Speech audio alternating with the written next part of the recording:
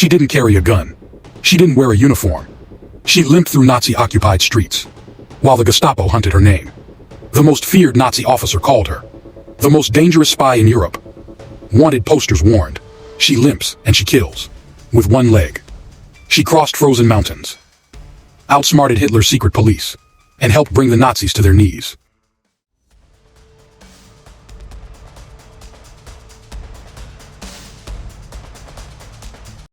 Born in 1906 in Baltimore, Maryland, Virginia Hall was intelligent, fiercely independent, and fluent in multiple languages.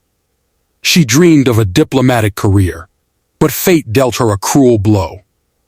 During a hunting accident, she lost part of her left leg, which was later replaced with a wooden prosthetic.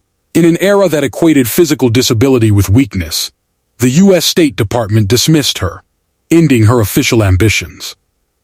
But the coming storm of World War II awakened something far more powerful in her. When Nazi Germany swept across Europe, Virginia refused to remain a bystander. In 1941, during a discreet meeting at a London club, she caught the attention of Vera Atkins, a key recruiter for Britain's covert wartime organization, the Special Operations Executive. Created under Winston Churchill's orders, the SO's mission was simple and deadly: set Europe ablaze. Virginia Hall was recruited. Disguised as an American journalist, she was sent into occupied France. Her mission was nothing short of impossible: establish resistance networks, gather intelligence on German troop movements, sabotage Nazi operations, and coordinate escape routes for downed Allied pilots and captured agents. She succeeded beyond imagination. Virginia operated with extraordinary creativity and nerve. She hid coded messages in flower pots, passed intelligence through casual conversations in cafes, and used drink glasses and napkins to transmit encrypted information. She helped arrange prison breaks, guided resistance fighters, and connected isolated groups into a unified underground network.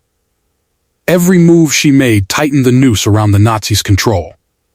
The Gestapo knew a dangerous Allied agent was operating in France, but they could never quite catch her. Each time they came close, she vanished, changing identities, appearances, and locations with stunning ease. Her limp, meant to make her stand out, ironically helped her blend into plain sight. No one suspected the limping woman selling goods or walking alone through markets to be the most effective spy in France. By 1943, Nazi frustration turned into obsession.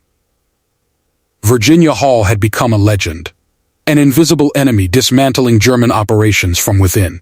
Her actions disrupted supply lines, crippled communication channels, and strengthened the French resistance at a critical moment in the war. Unbeknownst to her, the most feared Nazi hunter in France was beginning to take personal interest in the limping lady. And the hunt was about to intensify. Wanted by the Gestapo.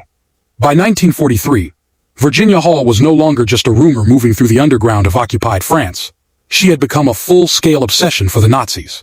Her intelligence networks were thriving, resistance cells were expanding, and German operations were repeatedly failing in ways that could no longer be dismissed as coincidence. The Gestapo knew one thing for certain: a highly skilled Allied agent was operating inside France, and she was causing immense damage.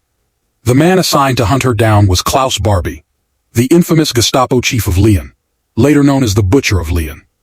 Brutal, methodical, and ruthless, Barbie had crushed resistance movements before. But Virginia Hall was different. She left no clear trail, no fixed base, no predictable pattern. Barbie reportedly described her as the most dangerous Allied spy in Europe. Soon, wanted posters began appearing across France. They showed a woman's face with a chilling warning beneath it: "This woman limps, but she is extremely dangerous." Virginia knew the net was closing. Raids intensified. Safe houses were compromised. Fellow agents were captured and tortured. Each arrest increased the risk that someone under unbearable pressure might reveal her identity. The Gestapo had already memorized one key detail: she walked with a limp. When intelligence reached her that her cover was dangerously close to being blown, Virginia made a decision few believed possible. She would escape France.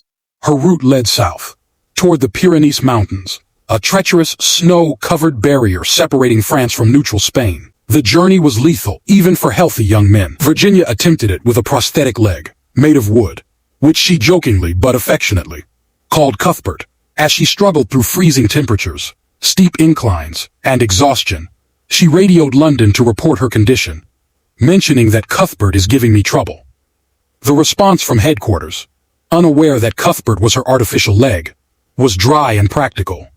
If Cuthbert is causing problems, eliminate him. Despite pain, frostbite, and near collapse, Virginia crossed the mountains successfully. It was an extraordinary physical and mental achievement, one that defied every assumption about disability and endurance. In Spain, she was briefly detained by authorities, but diplomatic pressure secured her release. Back in Britain, so officers assumed her career as a field agent was over. Her face was known. Her limp had become a signature. Returning to France, they believed, would be suicide. Virginia Hall disagreed. Rather than retreat from the war, she escalated her commitment. She joined the American intelligence agency OSS, Office of Strategic Service, the organization that would later evolve into the CIA. This time, she proposed something bold. Return to France, under an entirely new identity. Not as a journalist. Not as a foreigner. But as an elderly French milkmaid, with altered appearance, dyed hair, worn clothing, and a crooked walking stick. Virginia Hall slipped back into France in 1944. To the Gestapo, she was invisible. Just another poor, limping old woman surviving the occupation. In reality, she was about to unleash one of the most effective resistance campaigns of the war. In 1944, as Allied forces prepared for the liberation of Europe, Virginia Hall returned to occupied France for the final and most dangerous phase of her mission. Disguised as an elderly peasant woman, she moved slowly from village to village, her back slightly bent, her clothes worn and unremarkable. A crooked walking stick and her familiar limp made her appear weak, invisible, and harmless, exactly as she intended. Behind that disguise was one of the most effective intelligence officers of the Second World War. Working for the American Office of Strategic Services, Virginia's task was to organize, train, and coordinate French resistance fighters in rural regions where German control depended heavily on railways and supply routes. She established contact with local Maquis groups, teaching them how to handle weapons, plan ambushes, and conduct sabotage without drawing attention. She transformed farmers, shopkeepers, and laborers into a disciplined underground force. Virginia arranged parachute drops of weapons and explosives, selected safe landing zones, and coordinated radio communications between resistance cells and Allied command. Her intelligence helped guide Allied bombings, ensuring German supply lines were crippled while civilian areas were spared as much as possible. Under her direction, resistance fighters destroyed bridges, cut telephone lines, derailed trains, and sabotaged ammunition depots. Entire German units were delayed or isolated because of the operations she helped plan. When D-Day finally arrived in June 1944, the resistance networks Virginia had built played a critical role in weakening Nazi responses to the Allied invasion. The Nazis never realized that the quiet, limping woman passing them on village roads was the very agent they had hunted for years. By the time German forces began retreating from France, Virginia Hall had already slipped away once more, her mission complete. After the war, her achievements remained largely classified. She avoided publicity, preferring anonymity over recognition. Yet her superiors knew exactly what she had accomplished. In 1945, Virginia Hall became the only civilian woman to receive the Distinguished Service Cross, one of America's highest military honors. The medal was awarded quietly, at her own request. She later continued her intelligence career with the Central Intelligence Agency, where she worked until retirement. Even in peacetime, she remained modest, reserved, and deeply private. Those who met her often had no idea they were speaking to one of the most dangerous spies the Nazis had ever faced. Virginia Hall's life shattered every stereotype of strength and heroism. She proved that courage is not measured by physical perfection, but by determination, intelligence, and an unbreakable will. Losing a leg did not end her purpose. It sharpened it. To the Nazis, she was a ghost. To history, she is a legend. Virginia Hall.